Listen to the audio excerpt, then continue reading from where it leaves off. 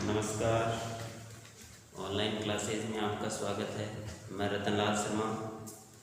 आज हम 11th science की केमिस्ट्री में देखते हैं रदरफोर्ड परमाणु मॉडल।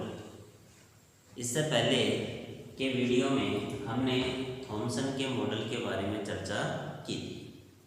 तो देखो, परमाणु की संरचना को समझाने के लिए ये मॉडल दिए जा रहे हैं, जिनमें रदरफोर्ड का मॉडल। देखो, रदरफोर्ड नामक वैज्ञानिक था जिन्होंने अपने विद्यार्थियों के साथ मिलकर एक मॉडल दिया, जो मॉडल परमाणु की संरचना के संदर्भ में था। इन्होंने सोने की एक पतली पन्नी ली, सोने की पतली पन्नी। इस सोने की पतली पन्नी है, इसकी मतलब की मोटाई है बहुत ही कम थी, यानी कि 100 नैनोमीटर मोटाई थी, 100 नैनोमीटर। इस पतली पन्नी पर अल्फा कण और अल्फा कण होते हैं द्विआवेशित हीलियम कण, द्विआवेशित हीलियम कण, द्विआवेशित हीलियम कण। तो ये जैसे पतली पन्नी ले ली और इसके ऊपर अल्फा कणों की बौछार करवाई, और अल्फा कणों की बौछार करवाने पर उन्होंने क्या पाया कि इसके सामने उन्होंने जेडनस लेपित पर्दा लगा दिया, जेडनस लेपित पर्दा लगा दिया। तो इधर से कोई भी कण, अल्फा कण है, वो इधर इस पन्नी से होकर गुजरेगा, फिर इस पर्दे से टकराएगा तो स्फुर दीप्ति उत्पन्न होगी, स्फुर दीप्ति यानी कि चमक उत्पन्न होगी, स्फुर दीप्ति चमक उत्पन्न होती। तो अल्फा कण है, इस पर परमाणु या सोने की पन्नी से होकर गुजरेंगे और इस पर टकराएंगे। तो इन्होंने क्या पाया कि जो भी अल्फा कण पन्नी से टकराते हैं, पन्नी से होकर गुजरते हैं, तो अधिकांश कण हैं बिल्कुल सीधे गुजर गए, यानी कि उनमें कोई विक्षेप नहीं हुआ। फिर कुछ अल्फा कण हैं वो थोड़े से कोण पर विक्षेपित हुए, कुछ अल्फा कण हैं वो थोड़े से कोण पर विक्षेपित हुए, और 20,000 कणों में से 20,000 कणों में से एक कण ऐसा था जो टकराकर पुनः वापस आ गया, यानी कि 180 डिग्री के कोण पर विक्षेपित हुआ।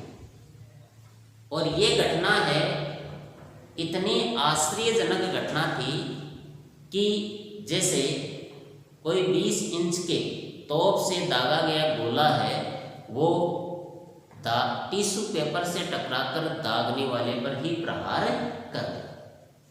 तो इन निष्कर्षों के आधार पर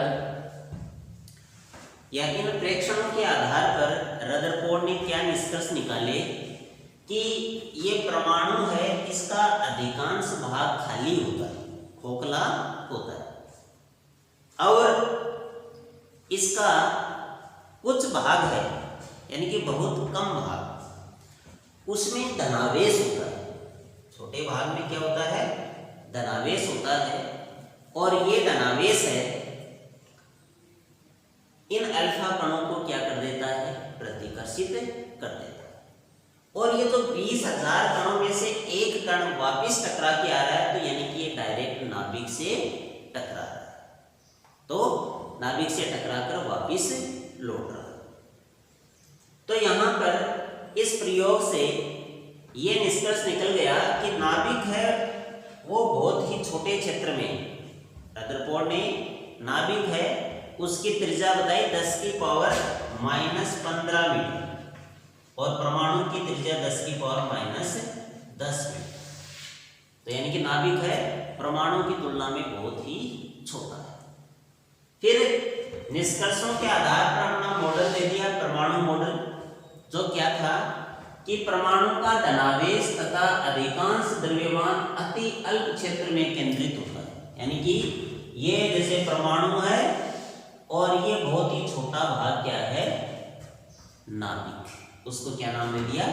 नाभिक। और अधिकांश द्रव्यमान होता है इसमें, अधिकांश द्रव्यमान इनके नाभिक में प्रोटॉन और न्यूट्रॉन पाए जाते हैं। नाभिक में क्या पाए जाते हैं? प्रोटॉन और न्यूट्रॉन। नाभिक के चारों ओर वर्ताकार कक्षाओं में इलेक्ट्रॉन तेजी से चक्कर लगाते हैं, और इस नाभिक के चारों ओर ये वर्ताकार कक्षाएं हैं जिसमें इलेक्ट्रॉन है वो तेजी से चक्कर लगाते हैं। और इलेक्ट्रॉन एवं नाभिक दोनों हैं स्थिर विद्युत आकर्षण से बंधे रहते हैं, यानी कि ये इलेक्ट्रॉन है और यहाँ प्रोटॉन पॉजिटिव आवेश है, तो इनके बदले क्या लगेगा? स्थिर विद्युत आकर्षण लगेगा, उससे ये बंधे रहते हैं। इस प्रकार रदरफोर्ड ने परमाणु की संरचना को समझाने के लिए अपना मॉडल दिया, जिसे रदरफोर्ड के परमाणु मॉडल के नाम से जाना जाता है। धन्यवाद।